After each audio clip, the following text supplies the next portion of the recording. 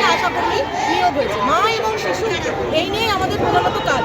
যখন আমরা নিয়োগ হয়েছিলাম তখন কথা হয়েছিল যে আমরা শুধু জনগণের সাথে স্বাস্থ্যের একটা সেতু বন্ধনের কাজ করবো, মানুষকে স্বাস্থ্যমুখী করবো, স্বাস্থ্য কেন্দ্রমুখী করবো।